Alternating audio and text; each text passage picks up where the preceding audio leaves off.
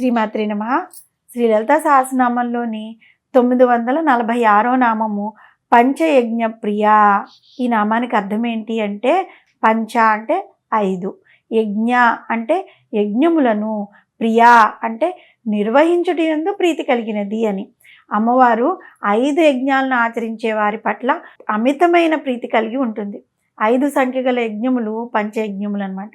మానవుని జీవితంలో ఉండే బ్రహ్మచర్యము, గృహస్థాశ్రము, వానప్రస్థాశ్రము, సన్యాసాశ్రము, ఈ 4 ఆశ్రయాలు ఉన్నాయి కదా. ఈ 4గింట్లో ముఖ్యమైనది, మిగిలిన 3 ఆశ్రమాలకు ఆధారమైంది గృహస్థాశ్రమం. అయితే ఈ గృహస్థాశ్రమంలో ఉన్నవారు యజ్ఞాలు చేస్తేనే వారికి పరమేశ్వర అనుగ్రహం లభిస్తుంది. ఈ యజ్ఞములు 5 రకాలు. అవేంటి? బ్రహ్మయజ్ఞము, దేవయజ్ఞము, పితృయజ్ఞము, భూతయజ్ఞము, నృయజ్ఞము అంటారు. దీన్నే మనుష్య యజ్ఞము అంటారు. అంటే అతిథి యజ్ఞం అని కూడా చెప్తూ ఉంటారు. ఈ పంచయజ్ఞముల వివరాన్ని మనం ఇప్పుడు తెలుసుకుందాం. మొదటిది బ్రహ్మయజ్ఞం. ఈ యజ్ఞం ద్వారా ఒక గృహస్థుడు జ్ఞాన సంబంధమైన అనేక కొత్త విషయాల్ని తెలుసుకోవడమే కాకుండా వాటిని మిగిలిన వారికి కూడా తెలియజేస్తూ ఉంటాడు.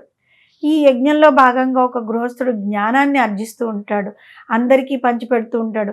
బ్రహ్మయజ్ఞం అంటే వేదాధ్యయనాన్ని, రామాయణం, భాగవతి గ్రంథాలు, పురాణాలను పఠించడం, బ్రహ్మయజ్ఞాన్ని ఆచరించడం వలన శాస్త్రాల అభివృద్ధి, విద్యాభివృద్ధి జరిగి సమాజం సంస్కరింపబడుతూ ఉంటుంది.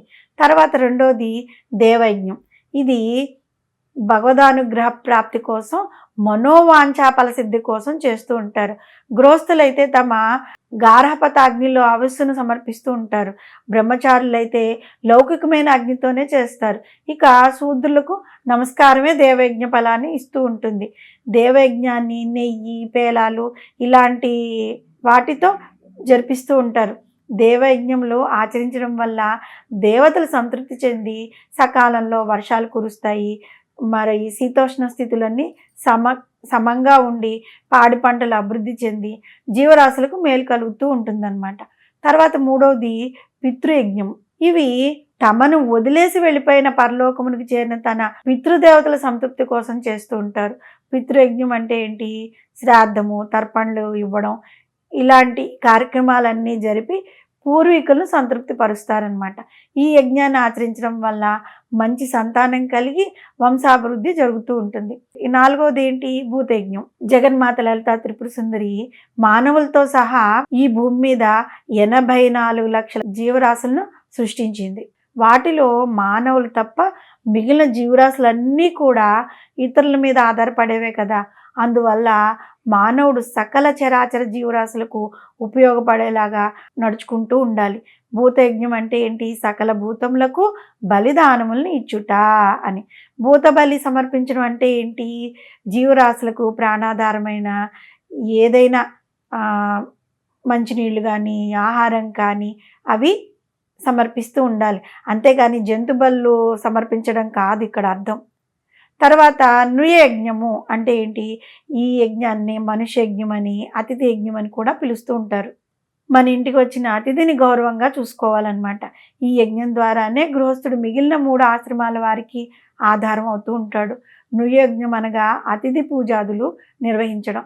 అభ్యాగత స్వయం విష్ణు అని శాస్త్రాలు వివరించడం వలన, అతిథి యజ్ఞమును ఆచరించడం వలన విష్ణు స్వరూపురాలైన జగన్మాతకు ఎంతో ప్రీతి చెందుతుంది.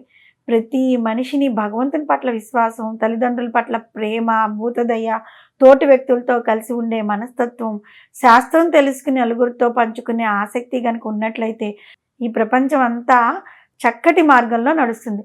అందువలన మనిషిని సక్రమ మార్గంలో నడపటానికి ఈ పంచయజ్ఞాలు నిర్దేశించారనమాట మన పూర్వీకులు. అటువంటి పంచయజ్ఞాలను ఆచరించే వారి యందు అత్యంత ప్రీతి కలిగింది ఆ తల్లి. కనుకనే వసన్యాది వాగ్దేవతల ఆ తల్లిని పంచయజ్ఞ ప్రియ అనే నామంతో కీర్తించారు. ఈ పంచయజ్ఞాలే కాక అగ్నిహోత్రము, దశ పూర్ణమాసలు, చాతుర్మాసలు, పశు సోమయాగములు ఇవన్నీ కూడా పరమేశ్వరికి అత్యంత ప్రియకరమైన పంచయజ్ఞములుగా పరిగణింపబడతాయన్నమాట. మానవుడు ఎంత అహింసా మార్గంలో నడుచుకోవాలన్నా, అందుకు తగిన ప్రయత్నం చేసినా కూడా తన నిత్య జీవితంలో అతని వలన ఏదో హింస జరగకుండా తప్పదు. ఆహార పదార్థాలను దంచడంలోనో, విసరడంలోనో, తరగడంలోనో, వండడంలోనో, నీటిని త్రాగడంలోనైనా సరే నడుస్తున్నప్పుడు మనకు తెలియకుండా ఏదో ఒక హింస జరుగుతూనే ఉంటుంది. తెలిసి చేసినా, తెలియక చేసినా హింస చేసిన ఫలితం మాత్రం మానవుడు అనుభవించాల్సిందే, తప్పదు. అయ్యో! నాకు తెలియక చేశాను ఈ తప్పు, నాకు శిక్ష ఎందుకు పడింది అనడానికి లేదు ఇక్కడ. తెలియక చేసినా తప్పు తప్పే. శాస్త్రాల్లో దానికి శిక్ష తప్పకుండా ఉందన్నమాట. ఆ చేసిన తప్పుకి శిక్ష అనుభవించవలసిందే. ఈ కర్మఫల నివారణార్థం పంచయజ్ఞాలు శాస్త్రాల్లో బోధింపబడ్డాయి. ఈ యజ్ఞముల స్వరూపము కర్త, భోక్త పరమేశ్వరియే కాబట్టి ఆ తల్లిని పంచయజ్ఞ ప్రియ అనే నామంతో కీర్తించారు. మానవుడు ఎంత అహింసా మార్గంలో నడవాలనుకున్నా తన నిత్య జీవితంలో ఏదో రకంగా తప్పు జరుగుతూ ఉంటుంది కదా, హింస జరుగుతూ ఉంటుంది కదా. కాబట్టి ఈ నామంలో మనం చెప్పుకున్న ఈ పంచయజ్ఞాలు మనము చేతనైనంత వరకు చేసి అమ్మవారి కృపకు పాత్రలవ్వాలి. ఆ విధంగా మనం చేసుకున్న పాపకర్మ యొక్క ఫలితాన్ని మనం తగ్గించుకోవచ్చు. ఈజీయే కదండి. అతిథిని సత్కరించడం, అతిథి రాగానే భోజనం పెట్టి వాళ్ళకి కావాల్సిన సపర్యలు చేయడం సులువైన పద్ధతి. భూతదయ అంటే పక్షులకి కొంచెం మనకు తోచింట్లో ఇంత బియ్యం వేస్తే అవి తినే వాటికి ఆహారం చాలు కదా, అవి ఇవ్వడం కూడా మనకి మంచి జరుగుతుంది. సంవత్సరానికి ఒక్కరోజు తద్దినం పెడతాం. తల్లిదండ్రుల్ని జ్ఞప్తికి ఉంచుకుని వారి పేరుతో ఆ ఒక్కరోజు తద్దినం పెట్టిన పితృదేవతలు సంతోషిస్తారు. అంతేకాదు బతుకున్నప్పుడు తల్లిదండ్రుల్ని ప్రేమగా చూసుకోవాలి. ఆ విధంగా చూసుకోవడం ద్వారా కూడా పితృదేవతలు సంతోషిస్తారు.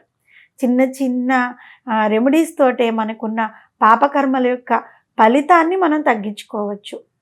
శ్రీమాత్రే నమః.